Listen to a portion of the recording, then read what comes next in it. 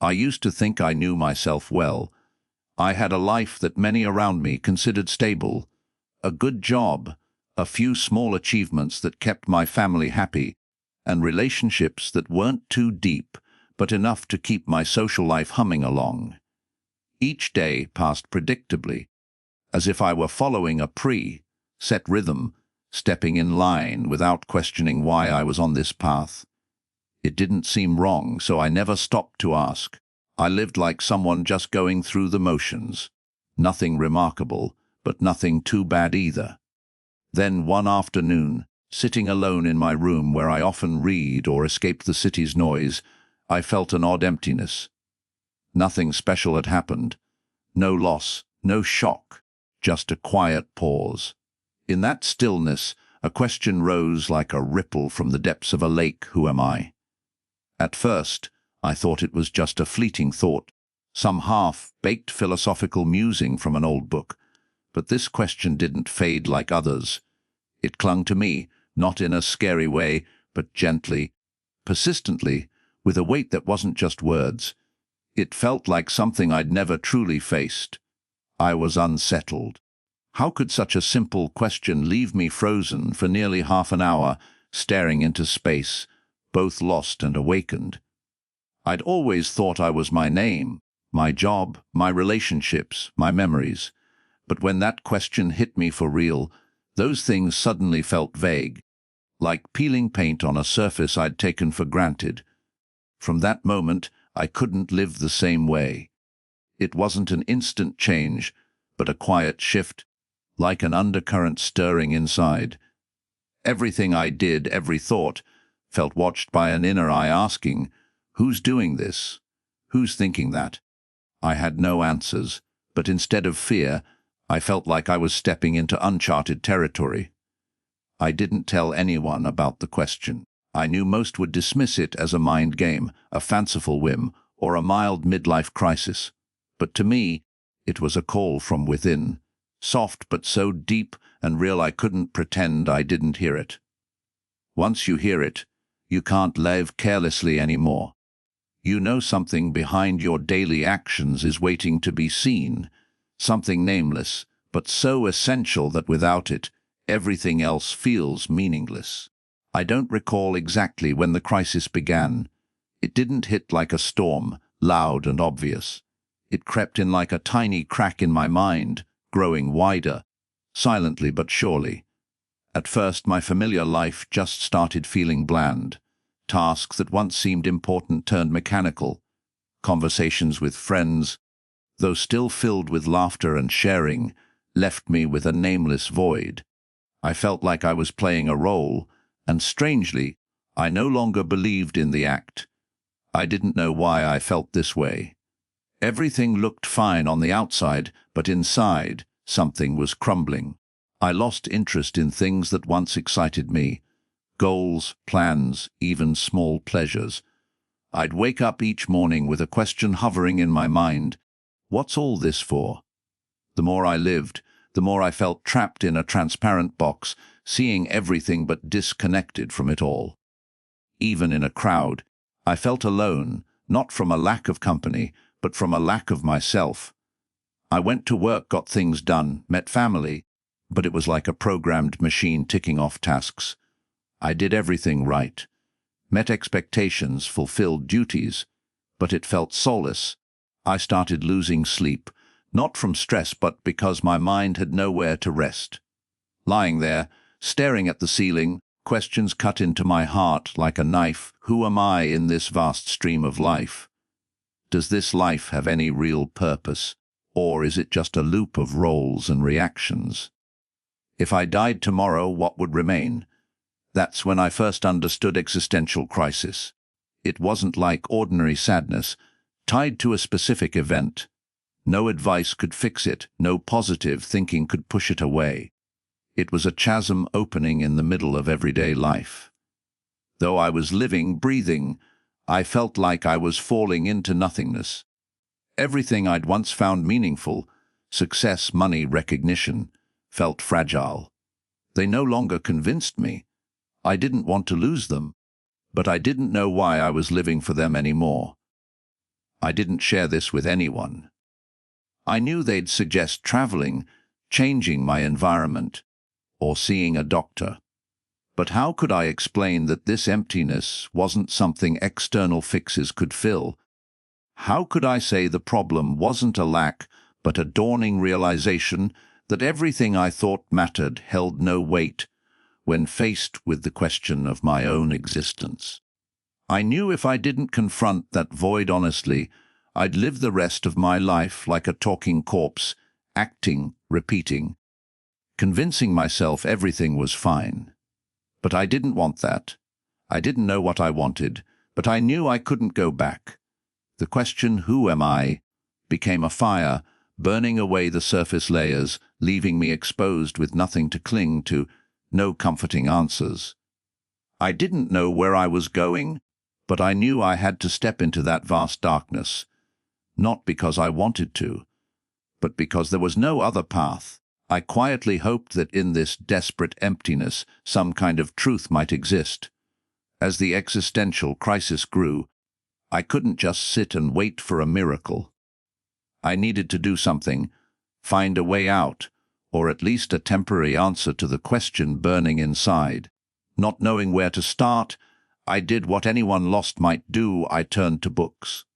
From popular self-help to classical philosophy, I read everything I could, hoping somewhere in those pages a teacher, philosopher, or sage had faced the same thing and would hand me a clear, convincing answer I could apply.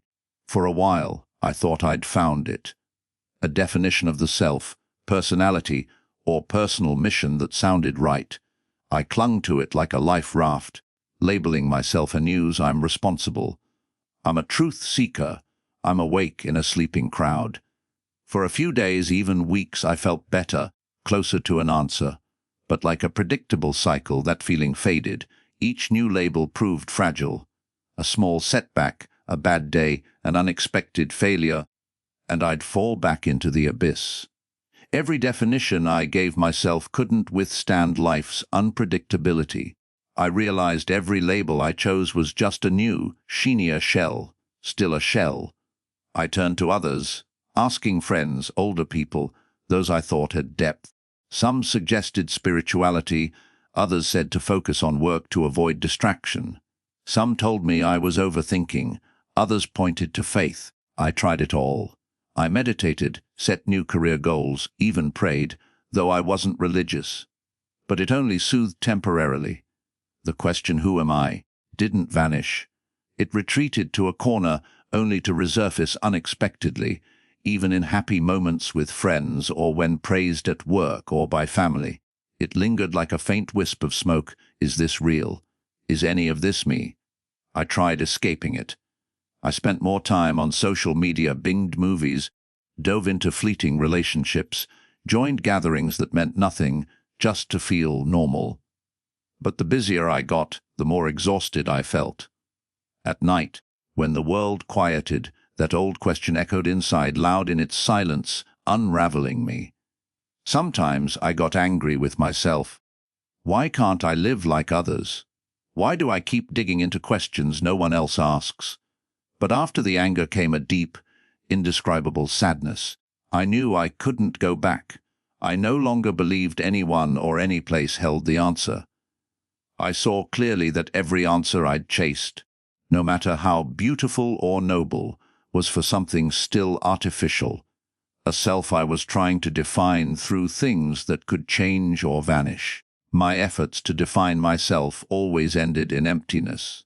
I wasn't hopeful anymore, but I wasn't flailing either. I was at a crossroads, keep circling in a maze of fabricated answers or face the questioner itself, not to answer but to look directly at it. From that moment, my journey into the self truly began. I don't recall exactly when, maybe it came in ordinary moments, like when someone praised my kindness or when I tried pleasing a family member despite inner frustration. Each time I noticed two layers in me, one acting out a role, another quietly watching. At first, I thought it was exhaustion or a reaction to overload. But it grew clearer. I wasn't living as myself, but as an image I thought I should be. I started noticing the labels I'd worn since childhood: good kid, talented person, dutiful friend, ideal lover, responsible adult. Those words once made me feel valuable, but now they seemed like layers of wrapping, none of them me. They were just names, and my name, I was starting to see, was never my essence. One evening, I sat in front of a mirror, not to fix my appearance, but to face the person I'd lived with for years, now unsure if I knew them. I looked at my face and asked, if everything people know about me, name, past, relationships, job, were erased, who's left in this mirror? That question took my breath away. The face staring back felt both familiar and foreign, like a stranger in my own skin. I recalled moments in my life when I'd chosen roles to live by. When I failed, I called myself worthless.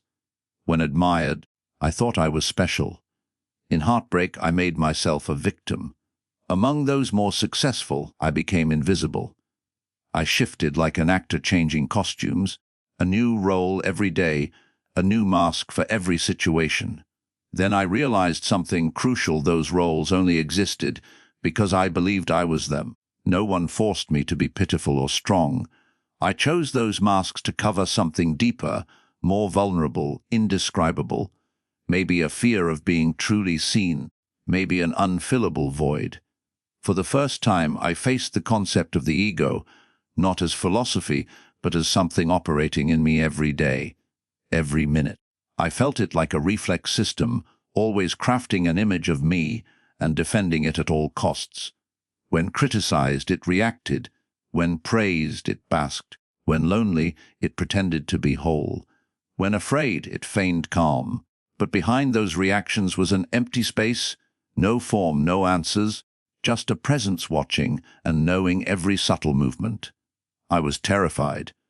It felt like watching myself being stripped bare, nothing left to call me, but a string of memories, images, and roles I'd unconsciously embraced. Yet alongside that fear was an inexplicable lightness. For the first time, I didn't have to try to be anyone. I wasn't good, bad, or anything specific, just seeing. That brought a strange freedom. I realized something was aware of all those masks, but wasn't them. A silent vantage point, needing no proof, quietly recognizing each false layer I'd mistaken for myself. I didn't fully understand it, but I knew if anything was worth seeking, it wasn't in what I'd believed was me. I'd thought understanding the ego, unmasking the roles, shells, and reflexes I called self, would set me free. I believed seeing them as false would let me step out of them. I was wrong. Recognizing the ego wasn't like shedding an old coat and walking away. It was like watching the house I'd lived in my whole life collapse, losing not just shelter but the very idea of who I was. Everything I'd thought was me no longer held up, not disproved by someone else, but seen as fleeting by my own raw honesty. For the first time, I had nothing to lean on. I didn't know what I was, couldn't claim anything, couldn't trust any description of myself. If I had to name it, it was a disintegration, not painful but cold, like watching myself shatter into pieces. The definitions I'd lived and died for lay like broken glass on the ground of my soul, reflecting light beautifully but useless. I no longer wanted to prove anything, didn't know what to pursue, didn't need to save any image. In that emptiness, I stopped resisting, and that surprised me. I wasn't suffering. There was a deep, gentle sadness, but it didn't pull me down. It let me breathe, naturally, in a way I'd forgotten I could. I was no one, and in that state, I began to see clearly. Not a new answer, not a new identity to replace the old, but that I didn't need to be anything to exist. I was simply present. No title, no description, no reason needed. A strange stillness settled over my mind. I looked around, and everything was the same: blue sky, people moving, wind blowing. But it felt more alive. Not because the world changed, but because I no longer saw it through the lens of a self, trying to analyze or own it. I realized the death of the ego doesn't come in a glorious moment, as books often describe. It's a quiet dissolving, where everything I clung to falls away, and I stop holding on. I stopped straining to be. I began learning to exist silently, and in that dissolution, something was born, not a new self, but an open space where old definitions had no grip. Something deeper, wordless, yet vividly present, began to emerge. I couldn't name it, but for the first time, I wasn't in a hurry to understand it. I knew truth didn't come from answers, but from the collapse of what I'd thought was real. I was in that very place, where every definition of me had fallen, and in the remaining space, something radiant but silent was rising. In that moment, I didn't know what I was doing. I just stopped doing. I sat still, not to meditate, not to seek, not to become anyone. Maybe it was exhaustion from circling in the maze of the ego. Maybe it was surrender, but in that surrender, there was no complaint, no expectation, no goal. Just a simple stillness, unforced, unintended. It was as if it had always been there, and I'd only now stopped long enough for it to appear. Thoughts still came, the usual ones by habit. What am I doing sitting here? Is this useful? I should be doing something meaningful. But this time, I didn't chase them. I didn't resist or agree. I just looked, not with eyes, not analyzing, like I wasn't the thinker anymore, but something behind, silent and clear, witnessing. In an unremarkable moment, I realized something in me was knowing there were thoughts, breath, the sensation of my hands on my lap. But this knowing didn't speak. It didn't say, "I'm knowing." It had no name, no need for confirmation, just a clear, reasonless awareness. I couldn't call it me, because it had no form to name. It wasn't the self I'd known with opinions, needs, or desires. It didn't want to become anything, didn't need recognition, yet it was utterly real. So real that everything else felt like a thin mist over a transparent foundation. I felt a peace I'd never known. Not the peace of solving a problem or being comforted, but a peace from having no reason to be unsettled. Nothing to protect, nothing to defend, nothing to prove. In that absolute simplicity, I was fully present without needing to be anything. Thoughts didn't stop. They came and went like a light breeze over water, but I was no longer the rippling surface. I was the space holding it. I can't describe it exactly. I can only say it was always there, but I'd been too busy living as someone to notice. I'd never stayed still long enough to see that a knowing had always been witnessing everything, even the so-called me. I didn't want to leave that moment, but I didn't need to hold on to it either. It wasn't an experience to keep. It was just the nature of things, like returning to something ancient, primal, true, yet fresh, like breathing or seeing for the first time. I realized I wasn't what I thought, wasn't the roles I'd played, wasn't the seeker of truth. I was that pure knowing, nameless, formless, ageless. I can't say I found the truth, because truth doesn't come as an answer. It's not like turning the last page of a book and understanding the plot, or the triumph of a long quest. Truth arrives when all attempts to understand, grasp, or win dissolve. In that absolute silence, something that never left begins to shine. I sat in the quiet of that early morning, with nothing left to think, nothing to ask, not because I was satisfied, but because there was no one left to ask. The question, "Who am I?" that had burned in my mind for months lost its weight, not because I answered it, but because it no longer mattered. Like waking from a dream, the questions of the dream become meaningless. I woke from a long dream where I was the center, and life revolved around me. I saw everything, trees, light, breath, birds, existing fully, not for me, not mine, not tied to any self. They were just themselves in absolute purity.